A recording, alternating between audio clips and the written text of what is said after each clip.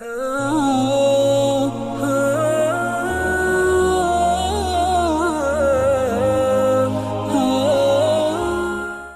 آپ دیکھیے ایک معمولی سی کج خلقی، اس پر کتنی نفی کی ہے ایمان کی حضور نے صلی اللہ علیہ وسلم. واللہ لا یؤمن واللہ لا یؤمن واللہ لا یؤمن، 3 مرتبہ قسم کھا کر کہہ رہے ہیں خدا کی قسم وہ شخص مومن نہیں، خدا کی قسم وہ شخص مومن نہیں، خدا کی قسم وہ شخص مومن نہیں. اب آپ اندازہ نہیں کر سکتے، صحابہ کانپ گئے ہوں گے. کون ہے وہ بدبخت انسان جس کے بارے میں یہ بات کہی جا رہی ہے؟ قیل من یا رسول اللہ، پوچھا گیا حضور کون؟ ناؤ پریپیئر فار دی شاک. نہ زنا ہے، نہ یہاں پر چوری ہے، نہ شراب نوشی ہے، بلکہ کیا ہے؟ الذی لا یامن جارہ بوائقہ، وہ شخص کے جس کی ایذا رسانی سے اس کا پڑوسی چین میں نہیں ہے. بد اخلاق شخص ہے، پڑوسی اس سے تنگ ہے، بیزار، ڈرتے بھی،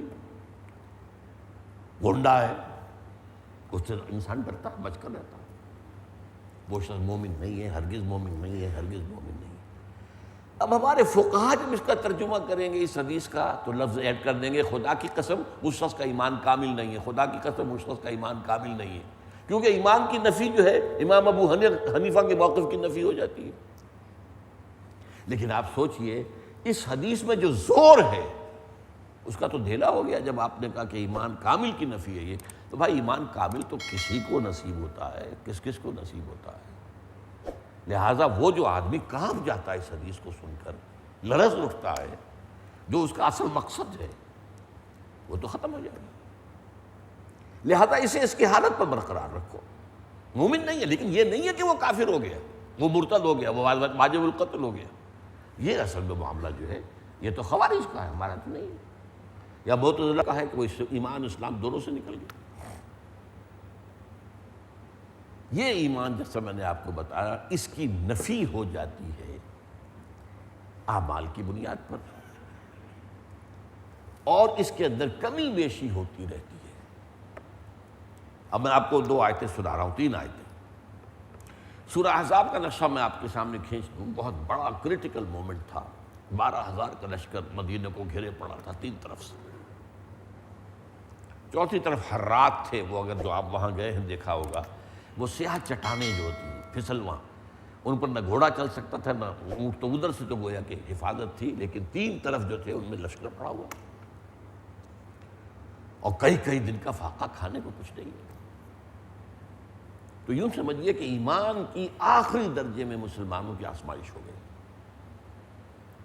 نتیجہ کیا نکلا؟ منافقین کا نفاق ان کی زبانوں پر آ گیا، دلوں سے نکل کر زبانوں پر. کیا کہا انہوں نے؟ قرآن میں آیا ہے سورہ احزاب میں، ما وعدنا اللہ ورسولہ الا غرورا، ہمیں تو اللہ اور اس کے رسول نے جھوٹے سبز باغ دکھا کر جھوٹے وعدے کر کے مروا دیا. اللہ کے رسول نے تو کہا تھا کہ قیصر و کسریٰ کے خزانے تمہارے قدموں میں ہوں گے. اے سراقہ، میں کسریٰ کے کنگن تمہارے ہاتھ میں دیکھ رہا ہوں. اور یہ کیا ہو رہا ہے؟ اب یہ ما وعدنا اللہ ورسولہ الا غرورا، تو جس نفاق کو وہ چھپائے ہوئے تو زبان پر. اس کے برعکس اسی کیفیت، سچویشن از دی سیم، لیکن ریئیکشن یا رد عمل کس قدر مختلف ہے. وَلَمَّا رَأَى الْمُؤْمِنُونَ الْأَحْزَابَ، جب اہل ایمان نے دیکھا ان لشکروں کو چاروں طرف سے گھیر کر پڑے ہیں، قَالُوا هَذَا مَا وَعَدَنَا اللَّهُ وَرَسُولُهُ، انہوں نے کہا یہی تو ہے جس کا وعدہ کیا تھا ہم سے اللہ اور اس کے رسول نے. اب ان کے سامنے وہ آیات تھی جن میں اللہ نے کہا تھا ہم آزمائیں گے تمہیں. وَلَنَبْلُوَنَّكُمْ بِشَيْءٍ مِّنَ الْخَوْفِ وَالْجُوعِ وَنَقْصٍ مِّنَ الْأَمْوَالِ وَالْأَنفُسِ وَالثَّمَرَاتِ. یہ تو مدنی دور کے شروع میں کہہ دیا تھا، تیار ہو جاؤ، کمر کس لو، بڑے بڑے امتحانوں میں سے گزرنا پڑے گا. فقر و فاقہ سے آزمائیں گے تمہیں، جان اور مال کے نقصان سے تمہیں آزمائیں گے، جانیں دینی پڑیں گی. وَلَنَبْلُوَنَّكُمْ لازماً آزمائیں گے بِشَيْءٍ مِّنَ الْخَوْفِ وَالْجُوعِ وَنَقْصٍ مِّنَ الْأَمْوَالِ وَالْأَنفُسِ وَالثَّمَرَاتِ وَبَشِّرِ الصَّابِرِينَ، اور اے نبی بشارت دے دیجئے صبر کرنے والوں.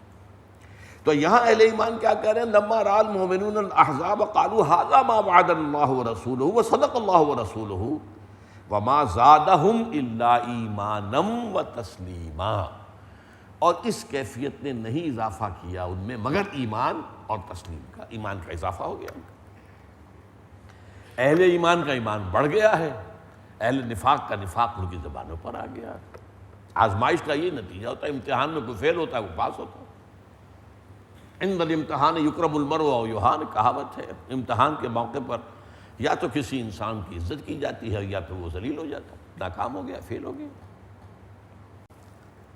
اور آیت سنیے، یہ سورہ انفال کی آیت ہے،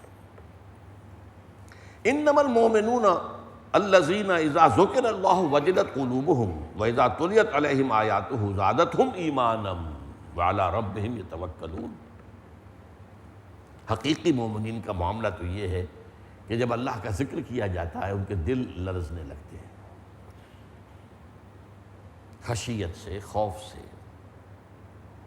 تو اس کے سامنے کھڑے ہونا ہے، جواب دہی کرنا ہے، اس کا تصور کرتے جو ہے انسان کے رونگٹے کھڑے ہوتے ہیں۔